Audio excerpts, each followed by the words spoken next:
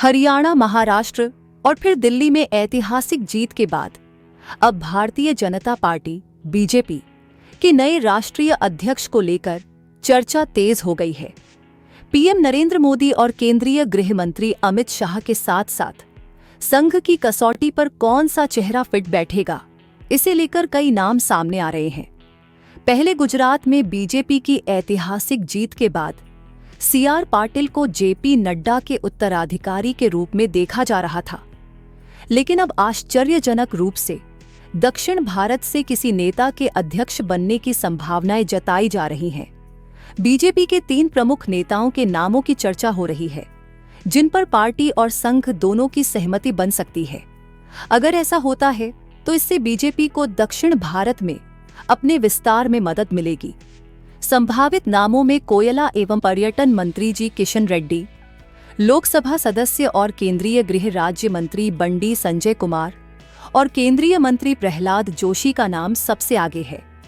इनमें किशन रेड्डी और बंडी संजय कुमार तेलंगाना से आते हैं, जबकि प्रहलाद जोशी का ताल्लुक कर्नाटक से है। मोदी सरकार 3.0 बनने के बाद शिवराज सिंह चौहान के नए राष्ट्रीय अध्यक्ष बनने की अटकलें लगाई जा रही थीं, लेकिन उन्हें कृषि मंत्री का पद सौंप दिया गया।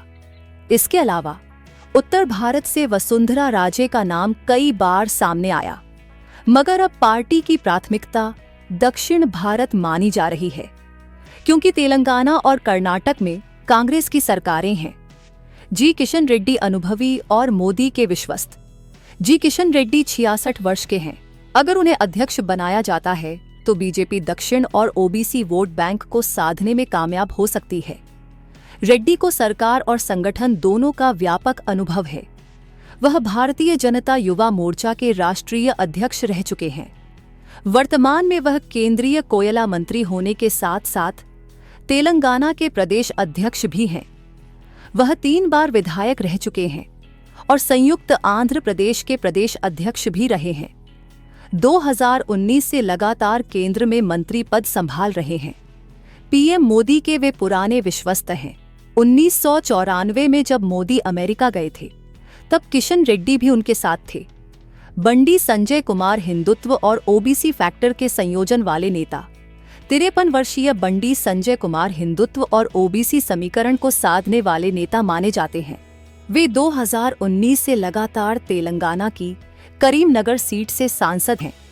हालांकि बीच में विधायकी का चुनाव हार चुके हैं। वर्तमान में वे केंद्रीय मंत्री और बीजेपी के राष्ट्रीय महासचिव भी हैं। राष्ट्रीय अध्यक्ष बनने से पहले अमित शाह और जेपी नड्डा भी महासचिव रह चुके थे, जिससे उनके नाम को लेकर अटकलें और तेज हो गई हैं। बंडी संजय कुमार एबीवीपी से राजनीति में आए हैं और तमिलनाडु में भी पकड़ रखते हैं। प्रहलाद जोशी लो प्रोफाइल लेकिन प्रभावशाली रणनीतिकार। 62 वर्षीय प्रहलाद जोशी को बीजेपी का ऐसा चेहरा माना जाता है जो सरकार, संगठन और संसदीय मामलों के गहरे जानकार हैं। वह कर्नाटक के प्रदेश अध्यक्ष रह चुके हैं और मोदी सरकार के दूसरे कार्यकाल में संसदीय कार्य मंत्री के रूप में बेहतरीन फ्लोर मैनेजमेंट संभाल चुके हैं। वे विवादों से दूर रहते हैं और लो प्रोफाइल छवि बनाए रखते हैं। धारवाड़ लोकसभा सीट से वे लगातार 5वीं बार सांसद बने हैं। वर्तमान में वे केंद्रीय उपभोक्ता मामलों के मंत्री हैं। कर्नाटक की गुटबाजी वाली राजनीति में वे एक समन्वयकारी नेता के रूप में जाने जाते हैं। बीजेपी के नए राष्ट्रीय अध्यक्ष के लिए धर्मेंद्र प्रधान, भूपेंद्र यादव और सुनील बंसल का नाम भी चर्चा में है। अगर अब तक के रिकॉर्ड देखें तो बीजेपी ने कुल 11 राष्ट्रीय अध्यक्षों में से 3 नेताओं को दक्षिण भारत से चुना है। इनमें जे कृष्णमूर्ति, बंगारू लक्ष्मण और वेंकैया नायडू शामिल हैं। बीजेपी से जुड़े सूत्रों के मुताबिक 2026 में पश्चिम बंगाल, तमिलनाडु और केरल में विधानसभा चुनाव होने हैं। इसलिए राष्ट्रीय अध्यक्ष की नियुक्ति में इन राज्यों में पार्टी के विस्तार को ध्यान में रखा जा सकता है। विशेष रूप से तमिलनाडु पर बीजेपी का विशेष फोकस रहने वाला है।